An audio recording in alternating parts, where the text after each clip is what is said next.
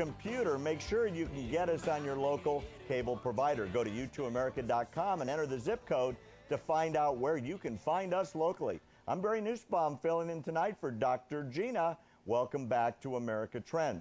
We've got a live feed right now from Cleveland. Eric Trump's on the stage. Let's see if we can pick that up for a minute. A day. Who better implement common sense tax reductions for one of the highest tax nations in the world, allowing our citizens a chance to keep more of what they earn as opposed to having it squandered away by our inefficient government?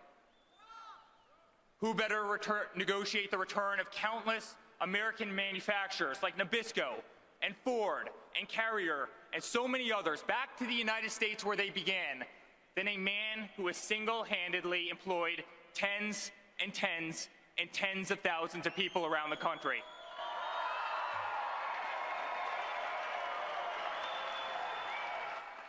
It's time for a president with common sense.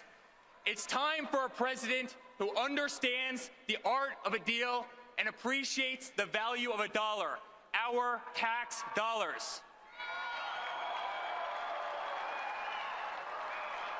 It's time for the president who has always been the one to sign the front of a check, not the back.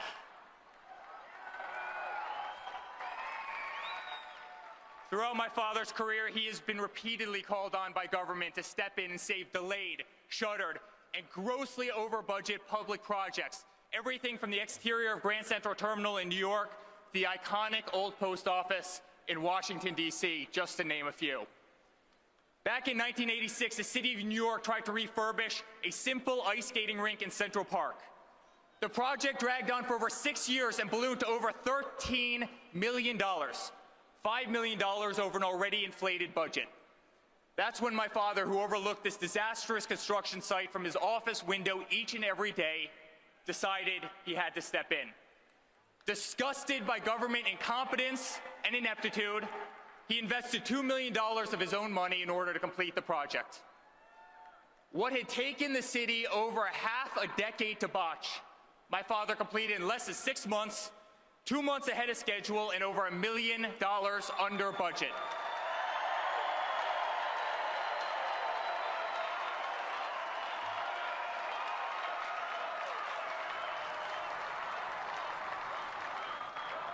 It's time for a president who can make America great again, ahead of budget and ahead of schedule, too. Wow. We'll cut back to the convention shortly. Possibly as many as 100,000 people are in prison right now, rounded up and jailed by the Turkish government after the failed coup by President Erdogan. They include members of the military, teachers, judges, the police, the judiciary support. Joining me from Florida now is terrorism analyst and author of the book, The Brotherhood of the Red Nile Trilogy. It's Dan Perkins. Dan, good to have you with us tonight. Thank you for having me on, Barry. So let's start right away. I'm hearing there could be as many as 100,000 people rounded up in the last 3 days in prisons all across Turkey. Could that even be possible? Absolutely, absolutely. What you have to understand is that Erdogan is trying to convert Turkey from a democracy to a Islamic state. And all the bombings that we have seen in the terrorist acts, 8 in fact, so far this year in Turkey, is a fight between the various factions within the Islamic community as to who's going to rule. But make no bones about it, what he wants to do is to create an Islamic state, in fact, the first Islamic state in NATO. And what is crazy about this whole thing is that he's been somewhat open about it, yet the Europeans are more concerned not about an Islamic state in NATO.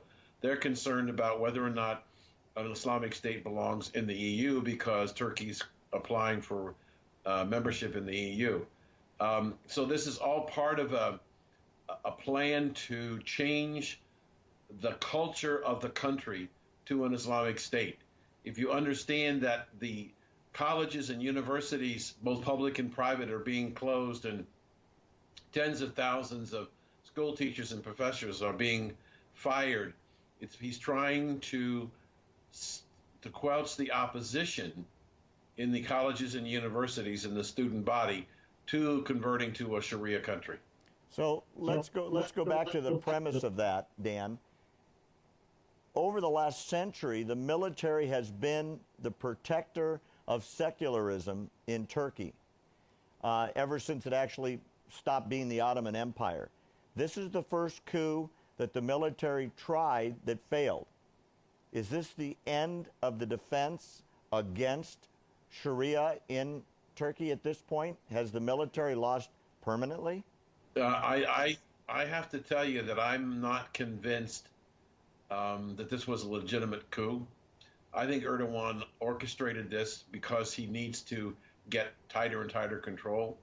But I think your question is a valid question, and I think, yes, at least at this level and the leadership in the military at this moment in time, the idea of trying to come back after this failed, quote, coup attempt, I think was a sham. And not everybody in the military was behind this situation. And I think it was a desperate attempt on the part of the military to one more time try to bring order to the country. But the people who are interested in creating an Islamic State and the Shias are just very powerful people. Well, they're talking now, Dan, about instituting the death penalty and literally executing tens of thousands when, as best as we can figure out in the press, there were maybe 1,000 people involved in the coup. So maybe you're right. Maybe it is staged, and this is a big public international excuse to say, hey, we're just protecting the democratically elected government, and oh, by the way, let's go kill 100,000 people. I mean, could they get away with that? Absolutely. Well, has ISIS got away with killing hundreds of thousands of people? Have the radical Islamic terrorists across the Middle East? I mean, the head of Syria, what has he killed? 400,000 people in his country? Yes, it's very possible that these people will kill that many people. Dan, we've had so much to cover. We're going back to the convention. Will you stick around and see if we can bring you back later in the show? Sure, I'd be happy. That'd be great. Coming up next on America Trends, Dr. Gina from the floor.